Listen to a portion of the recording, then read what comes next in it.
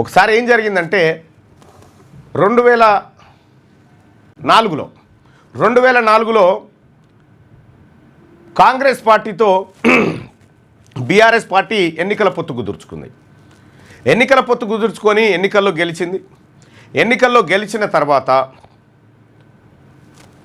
ఈయన చంద్రశేఖరరావు గారు కేంద్ర మంత్రిగా అయిండు. బొగ్గుగా ఏది ఓడరేవులో బొగ్గుగన్లో ఏదో కార్మిక శాఖను ఏదో ఇచ్చిరు. ఆయన ఇచ్చినటువంటి సందర్భంలో ఇక్కడ 6 మంత్రులు బీఆర్ఎస్ పార్టీ నుంచి జాయిన్ కావడం జరిగింది ప్రభుత్వంలో. ఈ సందర్భంలో ప్రణబ్ ముఖర్జీ కమిటీ అని అదని ఇదని ఓ కార్యక్రమాలు జరిగినాయి కదా. తెలంగాణ రాష్ట్రం ఏర్పాటు చేస్తామనేటువంటి హామీ ఏదైతే కాంగ్రెస్ పార్టీ సోనియా గాంధీ గారు నిజామాబాద్ మైదానంలో చెప్పిందో ఆ సందర్భంగా పొత్తులు కుదిరినాయి, అంత అయిపోయింది. అయితే మన్మోహన్ సింగ్ గారు ఏం చెప్పిండంటే, జయశంకర్జీ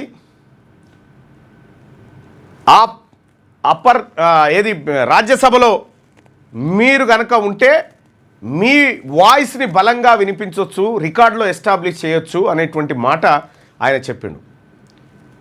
సోనియా గాంధీ గారిని మెప్పించి రాజ్యసభ పదవిని ప్రొఫెసర్ జయశంకర్కు ఇప్పించడం కోసం మన్మోహన్ సింగ్ గారు నిర్ణయం తీసుకున్నారు. తీసుకున్న సందర్భంలో కె చంద్రశేఖరరావు గారు ఎంటర్ అయిపోయి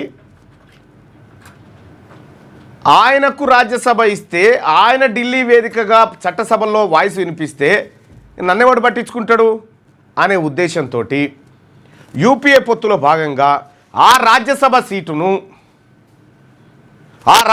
సీటును కేవీపీ రామచంద్రరావుకు వెలమైన కమ్ముకున్నాడు కేసీఆర్. ఆ పుస్తకంలో చదవండి, దానికి సంబంధించిన హింట్స్ అన్నీ దొరుకుతాయి మీకు. కేవీపీ రామచంద్రరావు పాపం జయశంకర్ సార్ను ఈయననే ఇప్పిస్తున్నట్టు కలర్ ఇప్పించి, ఈయననే కేసీఆరే రాజ్యసభ ఇప్పిస్తున్నట్టుగా కలర్, కాకపోతే అప్పటికే మన్మోహన్ సింగ్తో ఉన్నటువంటి సాన్నిధ్యంతోనే జరిగింది. అంటే జయశంకర్ సార్ వాయిస్ను పార్లమెంటు దాకా పోకుండా ఎంత చాకచక్యంగా ఆ రోజు అడ్డుకున్నాడో అర్థం చేసుకోండి మీరు. కేవీపీ రామచంద్రరావు గారు అప్పుడే రాజ్యసభ ఎంపీ అయింది, అప్పుడే ఆ క్షణానికే.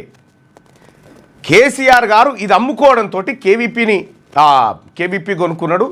సరే రాజశేఖర రెడ్డి ప్రోద్బలంతో కొనుక్కున్నాడు, అక్కడ పోయిండు. పోయిన తర్వాత రాజ్యసభలో కేవీపీ ఏం ప్లకార్డు పట్టుకున్నాడు? వీ వాంట్ యునైటెడ్ ఆంధ్రప్రదేశ్ అనే ప్లకార్డు పట్టుకున్నాడు. అంటే కేసీఆర్ అమ్ముకున్నటువంటి పోస్టు తోటి ఆయన ఏం చేసిండు అక్కడ?